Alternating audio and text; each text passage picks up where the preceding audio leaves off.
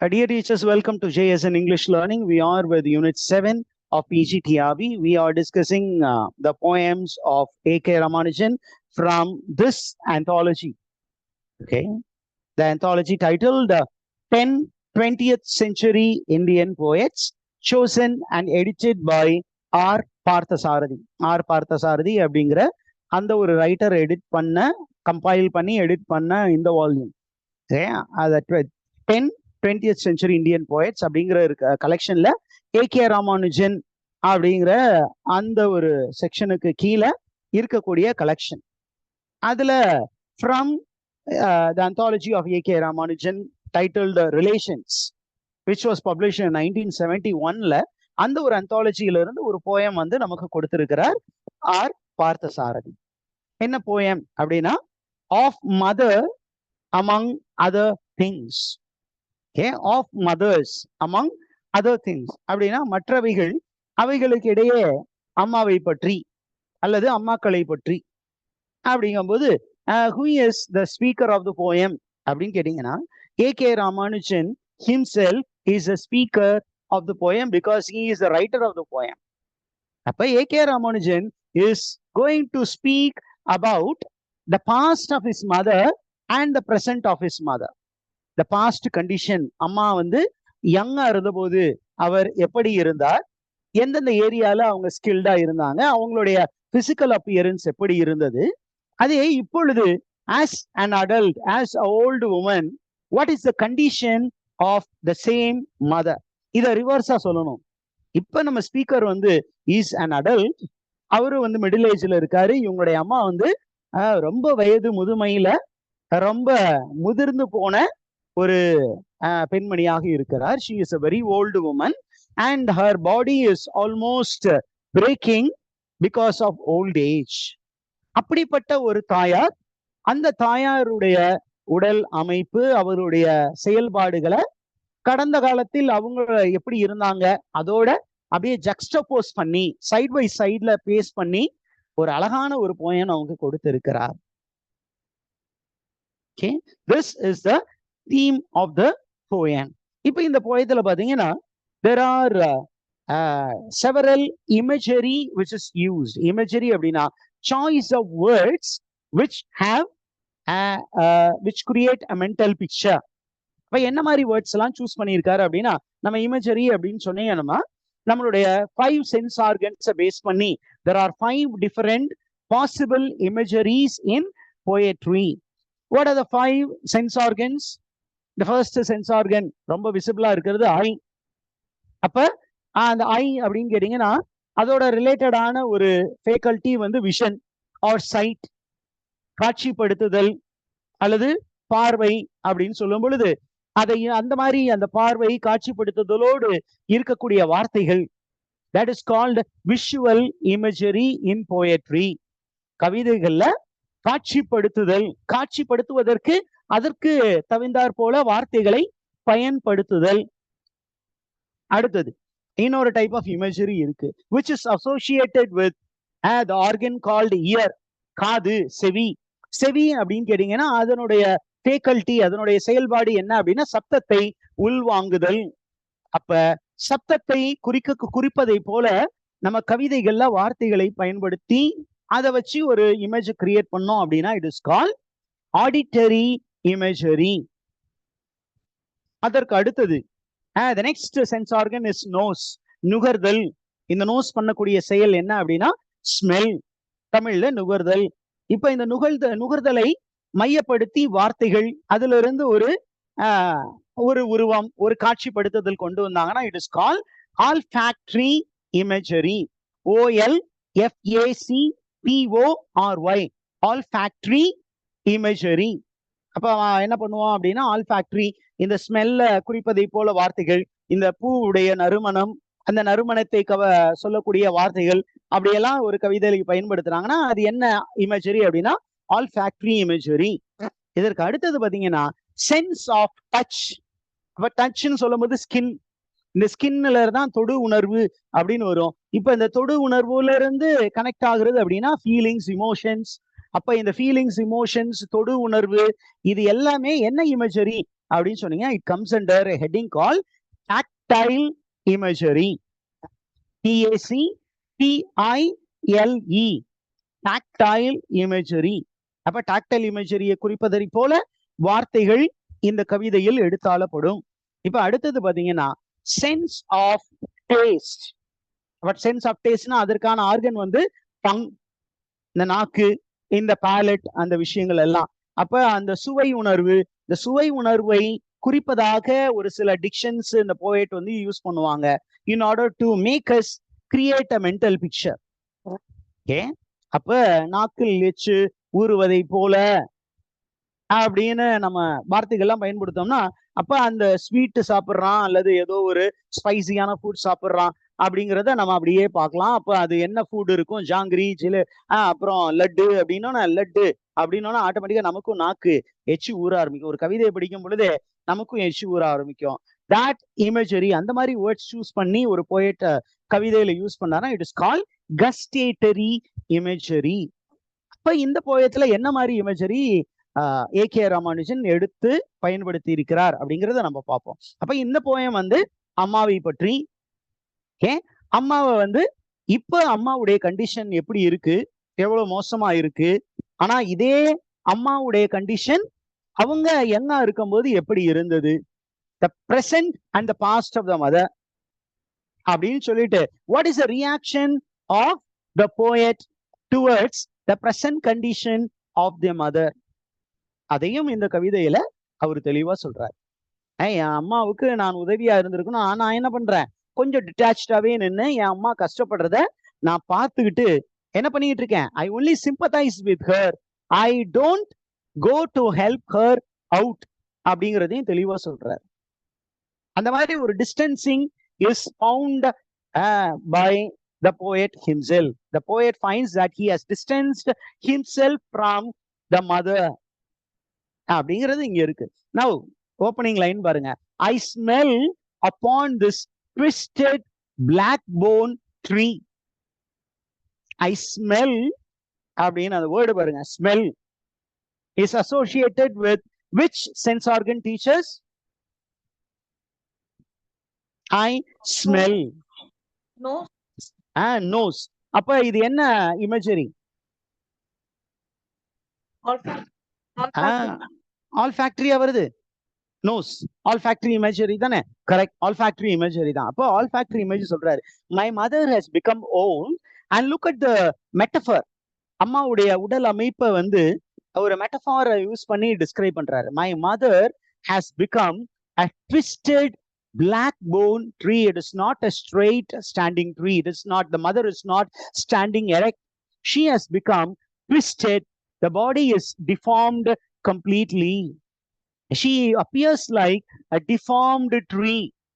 அப்ப இந்த வயது முதுமையினால் இந்த உடல் வந்து என்ன ஆயிடுச்சு, கூனி குறுகி போய் சுருங்கி போய் அப்படியே குளிக்காம சில நேரத்துல நாற்றம் அடிப்பதையாக நான் உணர்கிறேன். ஐ ஸ்மெல் அப்படின்னு சொல்றாரு. அதே நேரத்துல he is also reminded of the past of the mother. அதுதான் second line. This technique is called juxtaposition. Juxtaposed, JUXTAPOSED. Juxtaposena two contrary ideas or two contrasting ideas placed as side by side, two images. ரெண்டையும் பக்கத்துல பக்கத்துல வைக்கிறாரு. ஏன் அப்படின்னா ஒரு ஒப்புமை. இந்த நொறுங்கி போய் உடைந்து போன உடம்பு தான் ஒரு காலத்துல எப்படி இருந்தது, என் அம்மா இளமை வயதில் இருக்கும் பொழுது எப்படி இருந்துதான், it was once silk skint. My mother வந்து அப்படியே மேனி வந்து வளவளன்னு ஸ்கின் சில்க் மாதிரி இருந்தது. ஒரு படத்துல வடிவேல் சொல்லுவார்ல, எங்க அக்கா எலும்புச்சம்பள கலர்ல சூப்பர் ஃபிகரா இருந்தாங்க. இப்ப அம்மாவை வந்து ஏறக்குறைய அந்த மாதிரி ஒரு டிஸ்கிரிப்ஷன்லாம் சொல்றேன். எங்க அம்மா அப்படியே சில்க் ஸ்கின்ல சூப்பர் ஃபிகரா இருந்தாங்க, ஆனா இப்ப பாரு எப்படி ஆயிட்டாங்க, சுருங்கி போய் இந்த ஸ்கின் பாக்குறதுக்கு அசிங்கமா இருக்குது. White petal of my mother's youth. அம்மா வந்து when she was young, she was like a beautiful new blossomed flower. Metaphor. She was like a white petal of a newly blossomed flower. சின்ன வயசுல எப்படி இருந்தாங்க, எப்படி இருந்த அம்மா இப்படி ஆயிட்டாங்க. Did you understand that, teachers? Understood, sir. Now, இந்த அம்மாவுடைய காதுல அன்றும் இன்றும் ஒரு முக்கியமான ஒரு எக்யூப்மெண்ட் இருந்தது. என்ன அப்படின்னா, on the ears she was having diamond studs. When she was young, the diamond stud was very firm, sticking to the ear. ஆனா இப்ப it is loosely hanging. முன்னாடி வந்து ஸ்டிஃபா அழகா இருந்தது, இப்ப காது தொங்கி போய் it is loosely hanging. And how does the diamond appear? The diamond and the refraction of light falling on the three diamond was like a splash of handful of needle. என்ன sir இந்த splash of handful of need எனக்கு புரியலையே அப்படின்னு கேட்டீங்கன்னா, ஒன்றும் இல்லை, அந்த 3 diamond stones மேல என்ன படுது, சூரிய ஒளி படுவதனால் there is lot of refraction, பல ஒளி கீற்றுகள் அங்கே கிளம்பி வருகின்றன. It appears like a handful of needle which is traveling in different directions. இப்ப அப்படியே பாஸ்டுக்கு போறாரு. என்ன அப்படின்னா, இந்த அம்மா தானே ஒரு காலத்தில் when I was a little baby, when I was lying in the cradle, when there was a sudden rain, the mother was running towards me to safeguard me from the rain. அன்று ஒரு காலத்தில் நான் அந்த கிரேடில்ல கடந்த போது, தொட்டில்ல கடந்த போது திடீர்னு மழை வந்துருச்சு. ஏன்னா மரல் நிழலில் அந்த அம்மா போட்டிருந்தாங்க ஒரு தொட்டில் கட்டி.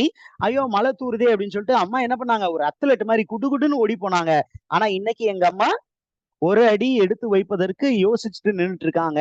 ஏன் அப்படின்னா, age has withered this young tree. Age has withered her energy, has drained her energy. And did you understand that, teachers? Understood, sir.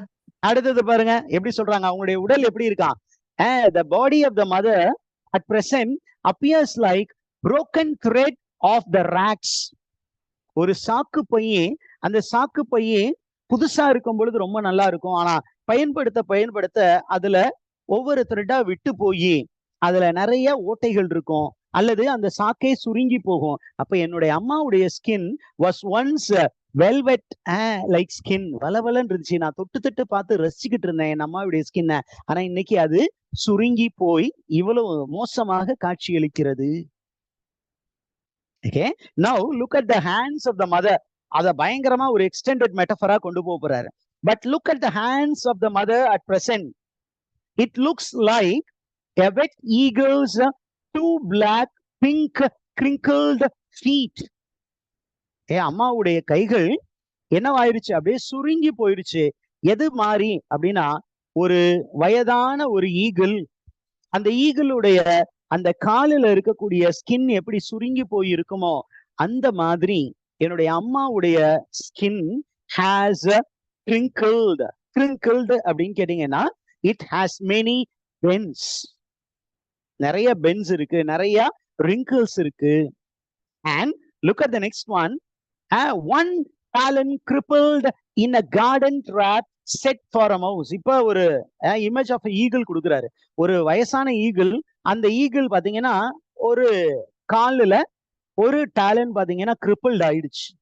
Why was its talons crippled? Talonsனா ஒன்றும் இல்லை, இந்த கிளா, அந்த கிளால இருக்கக்கூடிய அந்த கிளா அப்படின்னா கால் பகுதி, அந்த கால் பகுதியில் இருக்கக்கூடிய நகங்கள் பிளஸ் அந்த ஃபிங்கர்ஸ், அது எல்லாமே என்ன ஆச்சு அப்படின்னா, ஒரு எலியை பிடிக்க போய் வச்சிருந்த பொறியில காலை விட்டு, அந்த எலியை எதற்காக பிடிக்க போச்சுன்னா தன்னுடைய குட்டிகளுக்காக.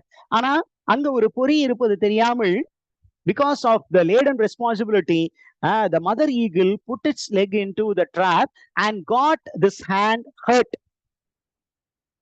அப்போ ஒரு கை அது ஹர்ட் ஆன ஒரு கை.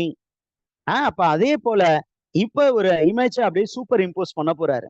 என்ன அப்படின்னு கேட்டீங்கன்னா, the mother had a crippled finger.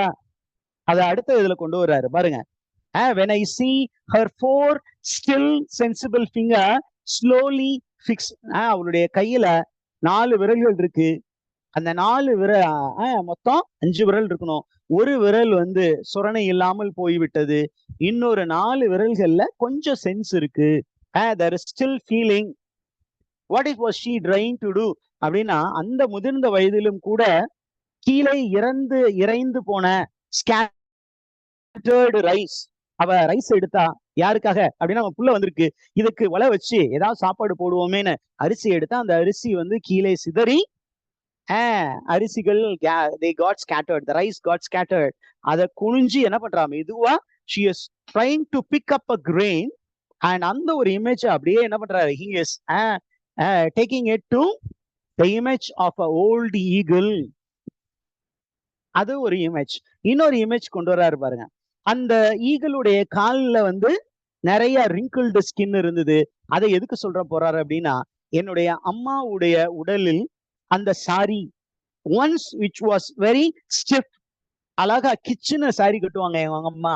நான் சின்ன வயசுல இருக்கும்போது பார்த்திருக்கேன், பார்த்து ரசிச்சிருக்கேன்.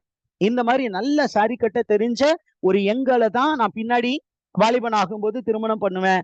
எங்க அம்மா மாதிரி சேலை கட்ட தெரிஞ்ச பொண்ணு தான் எனக்கு வேணும் அப்படின்னு ஒரு சாமி உட்கார்ந்தாரு ஆத்தோரத்துல.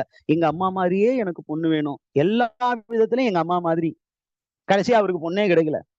அவருக்கு ஒரே ஒரு இடம் தான் கிடைச்சிச்சு. என்ன அப்படின்னா, ஒவ்வொரு குளத்து ஓரத்துலயும் போய் உட்காந்து, இங்கேயாவது நம்ம அம்மா மாதிரி ஒரு பொண்ணு கிடைக்குமா அப்படின்னு பாத்துக்கிட்டு இருந்தாரு. அம்மா மாதிரி பொண்ணு வேணும்னு உட்கார்ந்து இருந்தா அப்படியே உட்கார்ந்து இருக்கிற வேண்டியதான். That is mythology.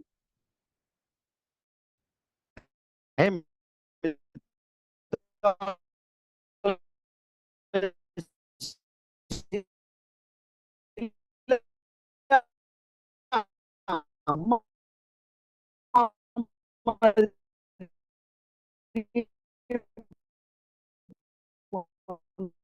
voice not clear, sir. Technical problem. அம்மா மேல ஒரு பெரிய கொண்ட ஒரு பிள்ளை அப்படின்னா, அங்க நம்ம சொல்லிய பற்றுதல் யாருகிட்ட இல்ல அப்படின்னா, அப்படின்னா, look at there is struggling to pick a grain of rock. You understand, there is somebody who is unmuted. The poet அப்படின்னு கேட்டீங்கன்னா, the poet speaks about my tongue. What is this parchment tongue? Parchment அப்படின்னா it's a writing material, a scroll, ஒரு சுருளேடு. My cold அப்படிங்கும்போது, he is bit cold towards his mother who is very old. He is not warm. So there is some problem coldness, with warmness, and the word பாருங்க. Image with the, is there a problem with the audio teachers? Yes, sir. Or with the video? I think there is only a little problem with the video, I thought.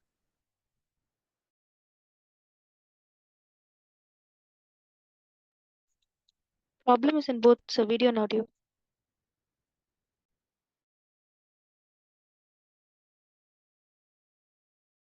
Is it audible now? Voice clear, sir. Okay, sir. Okay. அப்போ என்ன ஆகுது அப்படின்னா, என்ன சொல்றாரு அப்படின்னா, my mother is now completely broken. All her skills are come down. ஒரு காலத்துல she was excelling in the art of needling, sewing, but today she is not able to handle the needles, but she is struggling even to pick up a one piece of grain. ஒரு சின்ன grain கூட எடுக்க முடியாத அளவுக்கு she is a damaged piece. But I am not very much concerned about her. I am still standing detached அப்படின்னு தன் நிலையை பற்றி இந்த கவிதையில் சொல்கிறார். My cold parchment tongue licks barks in the mouth அப்படின்னு சொல்றது. ஏமா உங்களுக்கு அறிவு இல்லையா, உங்க வயசுல உன்னை ஏன் இதெல்லாம் செய்ய சொன்னா அப்படின்னு மட்டும்தான் அவரால் பேச முடியுது. உள்ள அம்மா நான் பாத்துக்கிறேம்மா அப்படின்னு சாப்பிட்டா அவரால் அம்மாவை ஹேண்டில் பண்ண முடியல அப்படிங்கிற தன்னுடைய இயலாமை. The author is confessing that he is not able to be loving towards the mother, but he is bit harsh with the mother, which no mother will expect from a son.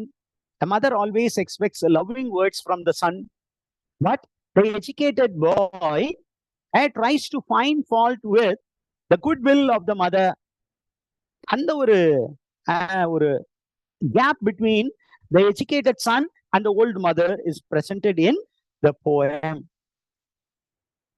Did you understand all these imagery, teachers? Yes, sir. The past, present அப்படிங்கிற விஷயங்கள்லாம் அப்படியே வைக்கிறாங்க. அப்ப what was the skill that mom was excelling? அப்படின்னா mother, when she was young, she was excelling in the art of sewing. She was very much adept in using the needle, but in old age she has lost that skill. In young age she was physically fit, but in old age she has lost her physical fitness, as she has also lost sense in one finger, and she is almost a broken what to say, a tree which is bent, a twisted black bone tree. Black bone nu sollama black bone nu sollirukkaru. The skin has lost its tone, tonality போயிடுச்சு, பழசாயிடுச்சு, பழசாயி அப்படியே என்னாச்சு, twist ஆயிடுச்சு அப்படிங்கிற அந்த ஒரு old age science நிறைய அந்த போயத்துல use பண்ணியிருக்காரு. So the author has used many imagery. எந்த லைன்ல என்ன இமேஜரி அப்படின்னு நீங்க அப்படியே கரெக்டா வச்சு பார்த்துக்கோங்க. Is it okay teachers? Okay, sir. Okay. So we have done with